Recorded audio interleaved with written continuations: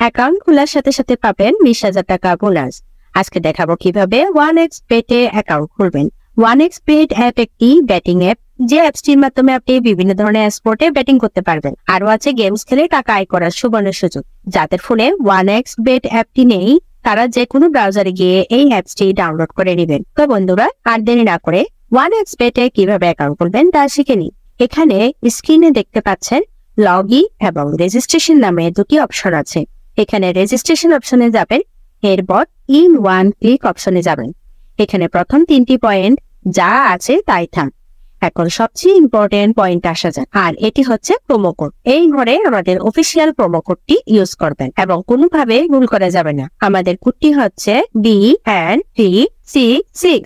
এই কোডটি দেওয়ার মাধ্যমে আপনার অ্যাকাউন্টটি ভেরিফাই করা হবে এবং প্রথম ডিপোজিটে 100% ক্যাশব্যাক পাওয়ার সুযোগ তৈরি হবে।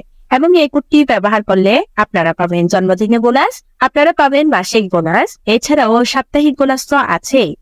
এরপর নিচের খালি ঘরগুলোতে এক এক করে টিক দিয়ে দিবেন এবং নিচের এই আইকনে ক্লিক করবেন। এরপর এমন একটি ভেরিফাই পেজ আসবে, উপরে এই খালি করে ক্লিক করে দিবেন। এরপর এখানে নির্দিষ্ট কিছু ফটো সিলেক্ট করতে বলবে। ফটো সিলেক্ট করলে আপনার অ্যাকাউন্টটি ভেরিফাই হয়ে যাবে এবং আপনার অ্যাকাউন্টটি খুলে যাবে। এই যে দেখতে পাচ্ছেন আপনার অ্যাকাউন্টের ইউজার নেম এবং পাসওয়ার্ড চলে এসেছে। এটি খুবই গুরুত্বপূর্ণ, এগুলো খুব যত্ন করে রেখে দিবেন, কেননা পরবর্তীতে এগুলো ছাড়া আপনি আপনার অ্যাকাউন্টটি লগ ইন করতে পারবেন না। এরপর নেক্সটে ক্লিক করে লগ ইন বাটনে ক্লিক করার পর আপনার অ্যাকাউন্টটি লগ ইন করবেন।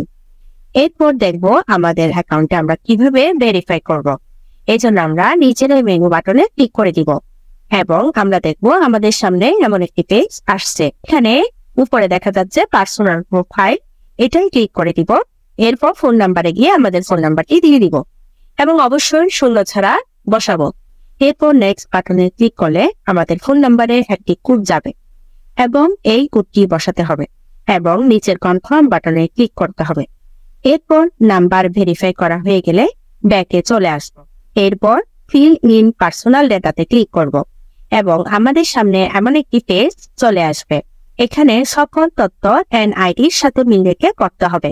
যদি এনআইডি কার্ড না থাকে তাহলে অন্যটাও ইউজ করতে পারবেন।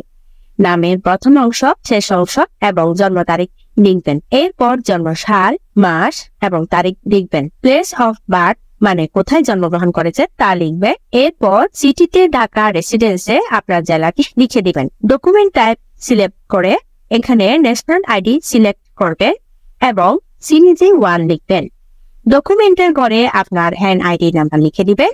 যদি এনআইডি না থাকে তাহলে মোবাইল নাম্বার বসিয়ে দিবেন। এরপর ডেট অফ ইস্যুর জায়গায় এনআইডি উল্টা পাশে ডেট অফ ইস্যু ডেট দেয়া আছে সেটি বসিয়ে দিবেন। ইজ গুড বাই এই ঘরে বিডি গভর্নমেন্ট লিখে দিবেন। বন্ধুরা, একবার ভালোভাবে সবকিছু চেক করে নিব। সবকিছু ঠিকঠাক থাকলে তাহলে পাশে থাকা এই আইকনে ক্লিক করব এবং ক্লিক করার মাধ্যমে আমাদের অ্যাকাউন্টটি ভেরিফাই হয়ে যাবে। এখন আমরা দেখব কিভাবে অ্যাকাউন্টে টাকা ডিপোজিট করা যাবে। ডিপোজিট করার জন্য আমরা ব্যাকে চলে আসব।